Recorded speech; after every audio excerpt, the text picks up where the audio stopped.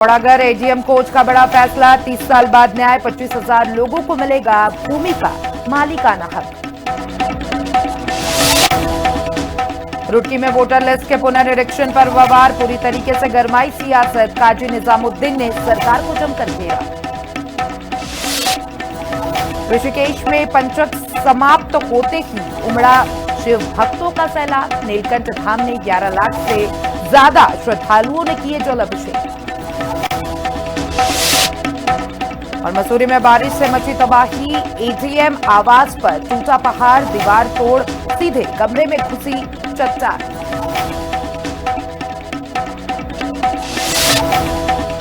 लक्सर में नाले में मिला शव, परिजनों ने जताई दोस्तों पर हत्या की आशंका, पुलिस ने एक आरोपी को पकड़ा, जांच तेज।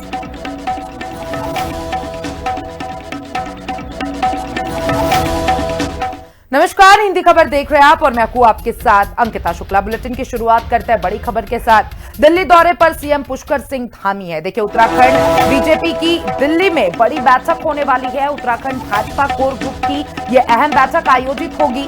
सीएम धामी, प्रदेश अध्यक्ष महेंद्र भट्ट इस बैठक में शामिल होंगे और आगामी अभियानों की रणनीति पर इस बैठक में चर्चा की जाएगी। केंद्रीय मंत्रियों से मुलाकात कर सकते हैं सीएम और इसी के साथ केंद्रीय योजनाओं से जुड़े मामलों पर भी इस बैठक में विचार संभव बताए जा रहे हैं। तो देखिए, उत्तराखंड के मुख्यमंत्री पुष्कर सिंह धामी आज दिल्ली दौरे पर है।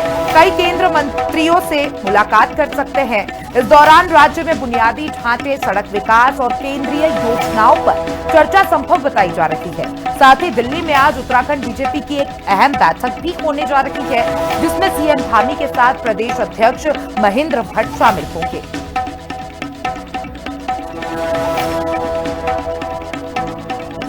देखिए, आज दिल्ली दौरे पर रहेंगे मुख्यमंत्री पुष्कर सिंह धामी और उनके साथ भारतीय जनता पार्टी के अध्यक्ष महेंद्र भट्ट भी इस बैठक में शामिल होंगे और ये बैठक काफी महत्वपूर्ण बताई जा रही है।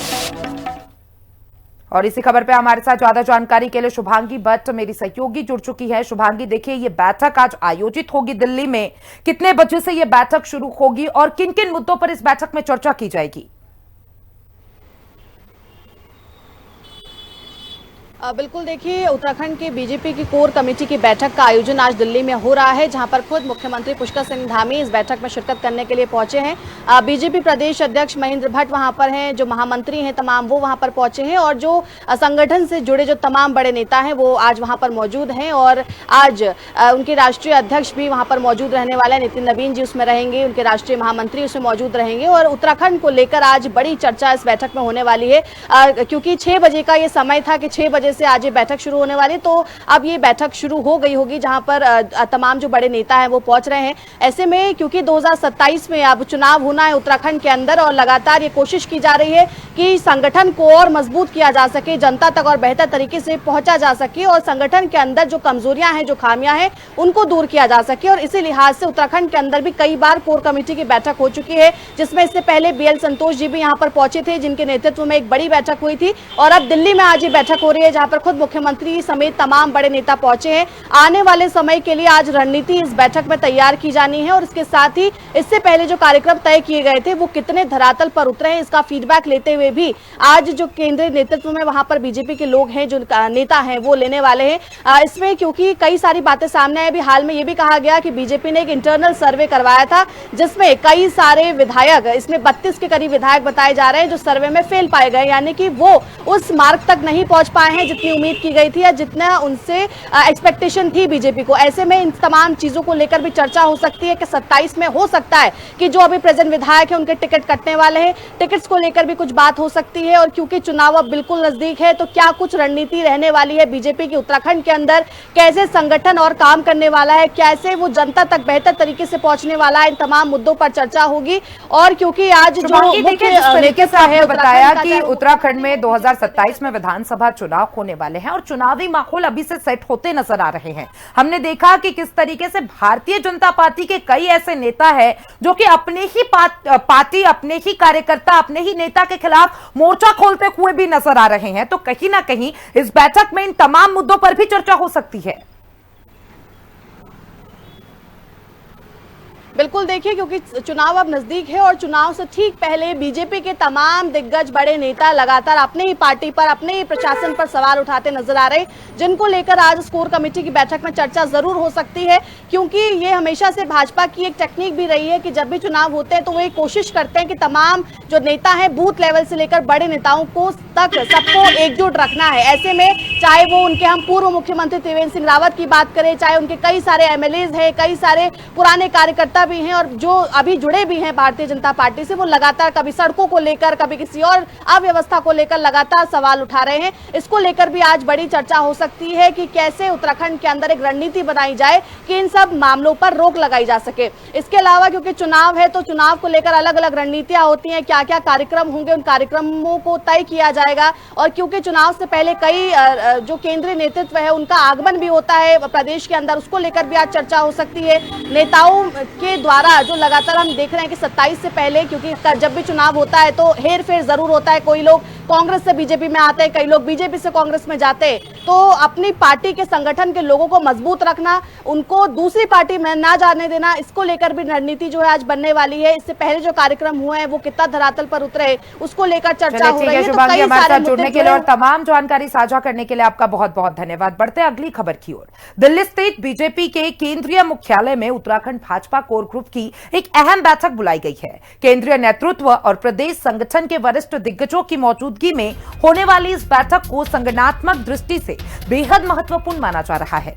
बैठक में संगठन के पीछे कार्यों की समीक्षा के साथ साथ आगामी अभियानों की रणनीति तय होगी। साथ ही 2027 के विधानसभा चुनाव को लेकर बीजेपी ने अभी से अपनी तैयारियों को धार देना शुरू कर दिया है। समय पर इस तरह की बैठकें होती रहती है, कोर ग्रुप की बैठकें होती रहती है, जिसमें सभी देश के जो हमारे प्रसिद्ध नेतागण हैं वो आमंत्रित किए जाते हैं और हमारा केंद्रीय नेतृत्व उस बैठक में रहता है और मार्गदर्शन करते रहते हैं, चाहे चुनाव हो चाहे ना हो। परंतु हमारी भारतीय जनता पार्टी कार्यकर्ता आधारित पार्टी है। कार्यकर्ताओं को तीव्र धार देने के लिए और समय समय पे अपने कर्तव्य को उनको पहचानने के लिए इस तरह की बैठकें होती रहती है। और देहरादून में राज्यपाल retired lieutenant general Gurmeet Singh से मध्य कमान के general officer commanding in chief lieutenant general Anindya Sen Gupta ने शिष्टाचार भेंट की है और इस दौरान दोनों के बीच राज्य की सुरक्षा व्यवस्था, सीमावर्ती क्षेत्रों की स्थिति को, सेना से जुड़े विभिन्न महत्वपूर्ण विषयों पर चर्चा भी की गई है।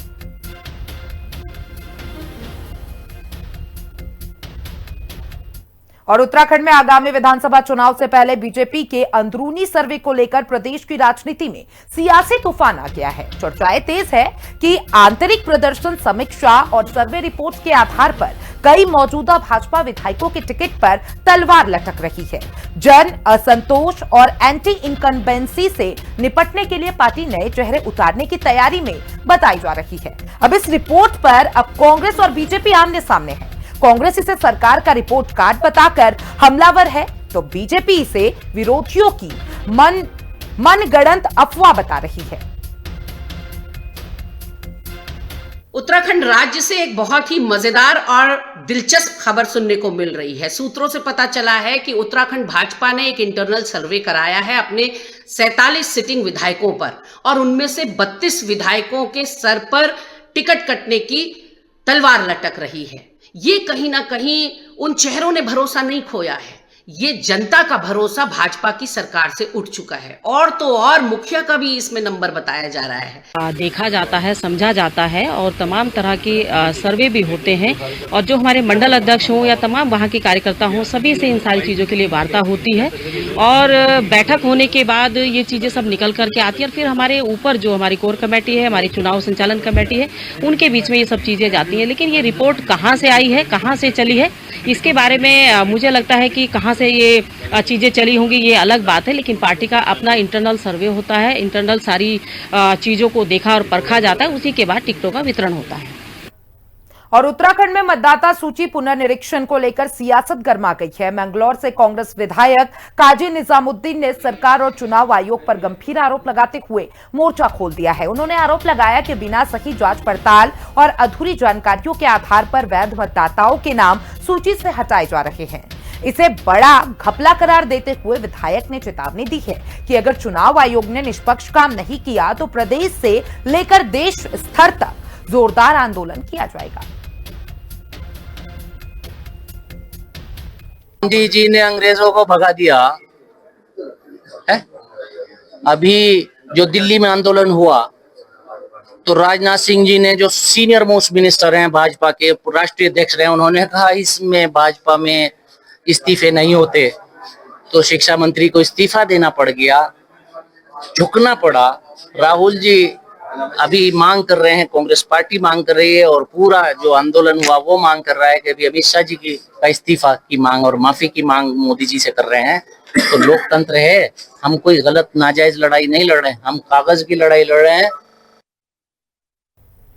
और उत्तराखंड के लक्सर में गोवर्धनपुर गांव को विकास की एक और बड़ी सौगात मिली है।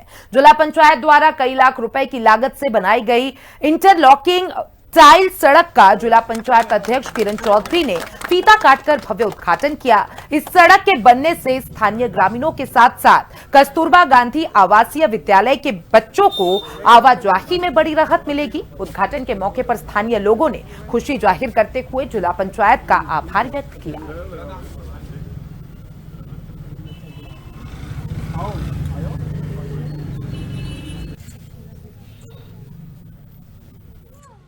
देखिए, ये काम तो हमारे जहाँ जहाँ भी दिक्कत आ रही है, यहाँ से ये स्कूल भी है इनका, बच्चियों का सड़क बड़ी ख़राब हो रही थी, यहाँ पानी कीचड़ हो रहा था।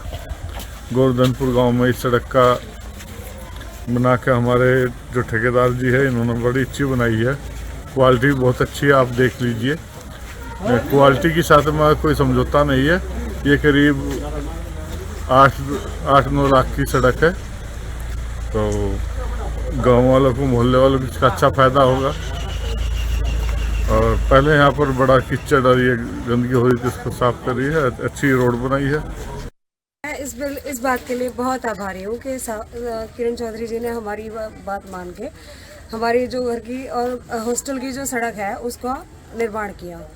इसके अलावा यहाँ पे जितना पहले इतना गंदगी थी, पहले इतना घुटने तक पानी में बच्चे चल के जाते थे हॉस्टल के, स्कूल जब जाने के लिए बहुत समस्या थी। मैं आपको फोटोग्राफ भेजूंगी उनके, उस समय के जो फोटोग्राफ्स हैं, तो आप अब कंपेयर कीजिएगा कि उसमें क्वालिटी में, तो आपको तभी पता लग जाएगा कि उसमें जो हालत पहले थी और अब जो हालत है उसमें कितना बदलाव आ गया है। और मैं इस बात दिल से धन्यवाद करती हूँ, क्योंकि इस सड़क के लिए हमने बार बार प्रयास किया, हर किसी से कहा, हर किसी से प्रार्थना की कि भाई हमारी इस सड़क का बनाना चाहिए इसको, क्योंकि इसकी वजह से हमारे सारे बच्चे बहुत परेशान थे।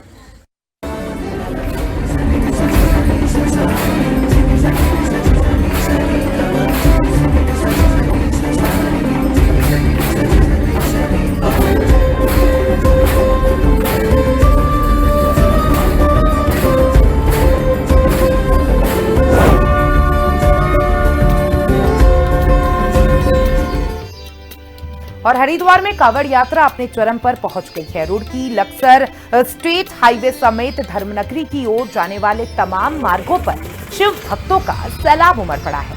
हालांकि प्रशासन ने सुरक्षा और यातायात के पुख्ता इंतजाम किए हैं, लेकिन लक्सर में रेलवे फाटक बंद होते ही कांवड़ियों और वाहनों की लंबी कतारें लग रही है, जिससे यात्रियों को भारी जाम से जूझना पड़ रहा है। ग्राउंड जीरो से देखिए लक्सर रेलवे फाटक की ये एक्सक्लूसिव रिपोर्ट। कांवड़ यात्रा चरम पर पहुंच गई है। अब डाक कांवड़िए, यानी कि जो डाक कांवड़ लेकर के हरिद्वार से जल उठाएंगे फिर वापस लौटेंगे, उनकी तादाद बढ़ गई है। खासतौर पर हरिद्वार हाईवे को छोड़ करके अन्य जितने भी हाईवे हैं, तमाम यानी संपर्क मार्ग हैं, उन पर कहीं ना कहीं कांवड़ यात्रा के वाहन बड़ी लंबी कतारों में चल रहे हैं। हम मौजूद हैं लक्सर के पास मुक्ताबाद गाँव के निकट। आप देख सकते हैं ये रुड़की लक्सर स्टेट हाईवे है और यहाँ पर आपको मैं एक नजर से दिखाना चाहूंगा।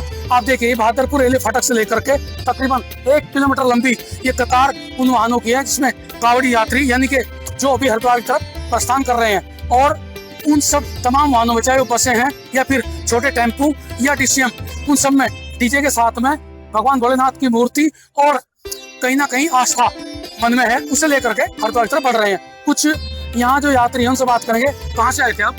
सोनीपत से। सोनीपत से, हरियाणा। हरियाणा से। आपकी डाक कावड़ है ना? वैसे वैसे करना है। पैदल यात्रा। अभी जो गाड़ी में आपने भगवान भोलेनाथ की ये बड़ी मूर्ति लगाई है, उधर से वापस लेकर आएंगे? हाँ, वापस लेकर आएंगे। कितने लोग हैं टीम में? 20-15 लोग हैं। 15 लोग हैं। हर साल लाते हैं कावड़? हर साल। ये कह रहे हैं कि हर साल कावड़ लाते हैं, इस बार भी आस्था टूट है। और आपने देखा भी होगा ये तमाम जो चाहे प्रचंड गर्मी हो या फिर बारिश की मार, लेकिन कावड़िए जो है यानी कावड़ यात्री वो रुक नहीं रहे हैं, उनके कदम हरिद्वार की तरफ बढ़ रहे हैं। जैसे ही उधर से जल उठाया जाएगा उसके बाद वो लोग लौटना शुरू कर देंगे। अभी आपको मैं दिखाना चाहूंगा और भी यहाँ तमाम जो गाड़ियां उनमें कावड़ यात्री मौजूद हैं और कहीं ना कहीं अपनी आस्था के साथ में आगे बढ़ रहे हैं। कहाँ से हैं आप? हम जिला मेरठ। जिला मेरठ से? हाँ जी। ये पहली कावड़ है? नहीं, हमारी तो हम आते ही हर साल आते हैं 10वीं बार। टीम में हम हैं 15 लोग। हाँ जी, हाँ। अच्छा, क्या नाम है? निखिल शर्मा। निखिल जी, आप लोग उधर से डाक कावड़ लेके आएंगे वैसे पैदल? नहीं, पैदल आएंगे। पैदल आएंगे जी। अभी आज 5 तारीख है, 11 में जल चढ़ेगा, आपके पास 4 दिन का समय है। हाँ जी, तो बस हमारा कल प्लान है, कल सुबह निकलने का वहाँ से। कल सुबह जी? रात में स्नान के बाद आप जल उठाएंगे? जी हाँ, रात फिर वापस हो जाएंगे? फिर वापस हो लेंगे। क्या भोलेनाथ से क्या मांग रहे हैं इस बार? बस जी सुख समृद्धि। सुख समृद्धि जी हाँ जी। अच्छा, ये कह रहे हैं कि उसकी शादी भी हो जाए, मतलब शादी के लिए भी आपका मदद मांगे? नहीं, शादी तो मेरी तो खैर हो चुकी है, पर वो जो मेरे साथ जो मेरे दोस्त थे और भाई जो है ये नंबर पे है हमारे। बाकी सभी की हो चुकी है और बच्चे हैं, अभी इनका तो अभी टाइम नहीं आया। ये कह रहे हैं कि भगवान भोलेनाथ से, जैसे कि आपने सुना भी होगा कि कुछ लड़कियां जो है वो 16 सोमवार का व्रत भी रखती हैं, अच्छा वर मिले। तो यहाँ ऐसे ही भक्त शिव के हैं जो कहीं ना कहीं अपनी अच्छी पत्नी की तलाश में मतलब इस व्रत को रख रहे हैं। तो आप देख सकते हैं ये तमाम जाम जो है रेलवे फाटक के पास लगा हुआ, और ये जो कावड़ियों के वाहन है ये हर मिनट बाद, यानी ये कहिए आप कि न सिर्फ सैकड़ों की बल्कि हजारों की तादाद में लगातार ये काफिला निरंतर जारी है और ये चलता रहेगा। क्योंकि अभी कावड़ का जो कावड़ का दूसरा चरण है, इसे ये कहिए कि आप चरण पर पहुंच गए हैं, क्योंकि तीसरे चरण के बाद तो कावड़ी लौटने शुरू हो जाएंगे बड़ी मात्रा में। तो अब ये कहीं ना कहीं हरिद्वार जाने का समय है, और इस समय में सुबह से लेकर शाम तक और देर रात तक सिलसिला लगातार जारी है। जसवीर सिंह, हिंदी खबर अक्सर। और श्रावण मास में पंचक सप्ताह होते ही नीलकंठ महादेव मंदिर में शिव भक्तों की भारी भीड़ उमड़ पड़ी है। पंचक का समय बीतते ही कांवड़ियों की संख्या में अचानक अप्रत्याशित उछाल आया है और तेज रफ्तार डाक कांवड़ का आगमन भी शुरू हो चुका है। सावन के इस पावन महीने में अब तक 11 लाख से अधिक श्रद्धालु नीलकंठ धाम में जलाभिषेक कर चुके हैं। भीड़ के भारी दबाव और सुरक्षा को देखते हुए पुलिस प्रशासन पूरी तरीके से अलर्ट मोड पर है।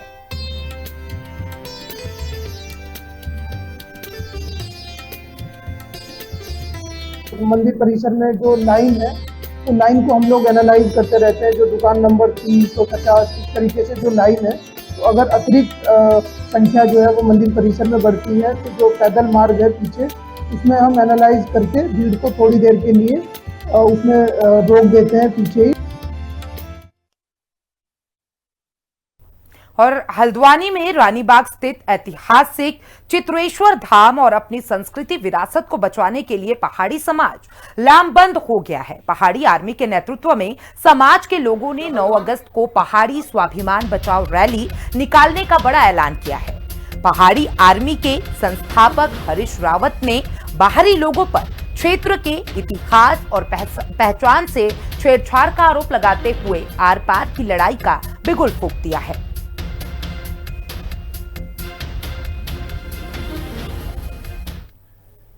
हमारी मांग है जो पूरे रानीबाग परिक्षेत्र में, हमारे रानीबाग जो चित्रशिला घाट है, चित्रेश्वर महादेव मंदिर है, जिया रानी का प्रांगण है, उस तमाम चीज को अतिक्रमण मुक्त कराया जाए। वहां पर मानसखंड मंदिर माला के तहत लाकर उसका डेवलपमेंट किया जाए और उसको धर्म नगरी के रूप में विकसित किया जाए। हमारे इतिहास पे आक्रमण हुआ है, हमारे इतिहास पे छेड़खानी हुई है।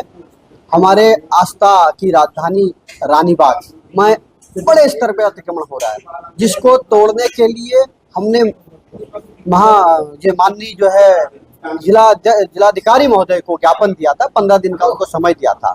8 तारीख को उनका समय पूरा हो रहा, अभी तक हम देख रहे हैं कोई इस तरह की कार्रवाई होते हुए नहीं दिख रही है। 9 तारीख को इसी मसले पे हमारा जो पहाड़ का समाज बड़ा आक्रोशित है, क्योंकि कुलदेवी के प्रांगण में आक्रमण हो रहा है।